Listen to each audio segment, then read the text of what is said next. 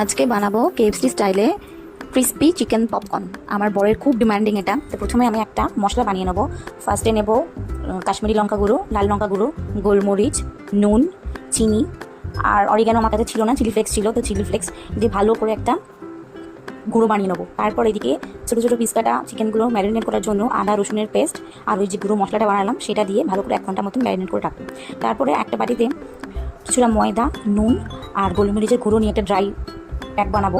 তারপরে ওই ম্যারিনেট করা চিকেনগুলো ফার্স্টে আমরা এক কোট করে ময়দা নেব আর ঠান্ডা বরফ জলেতে ভিজিয়ে নেব। ভিজিয়ে আর ময়দাগুলোকে তোমরা ভালো করে ঝেড়ে নেবে, ঠিক আছে। তারপরে ওই ভিজিয়ে রাখা ঠান্ডা জলেতে ডুবিয়ে আবার আমি এক কোট করে ময়দা দেবো আর ভালো করে ময়দাটাকে মাখিয়ে ময়দাটাকে ঝেড়ে দেবো। একটা ক্রাম্বল তৈরি হবে, ঠিক অনেকটা কেএফসির মতন টেক্সচার দেখানোর জন্য। তারপরে কড়াইতে তেল মিডিয়াম টু হাই রেখে ভালো করে ফ্রাই করতে হবে। বেশ গোল্ডেন ফ্রাই হবে, দেখতে লাগবে, আর ভেতরটা বেশ জুসি আর ওপরটা ক্রিস্পি হবে। এরকম দেখে লাল লাল করে হয়ে গেলে নামাবে, ঠিক এইরকম দেখতে হবে। তারপর যে গুঁড়ো মশলাটা বানিয়েছিলাম উপর থেকে আমি ছড়িয়ে দেবো, তারপর মেয়নির সাথে এনজয় করবো। দারুণ হয়েছিল।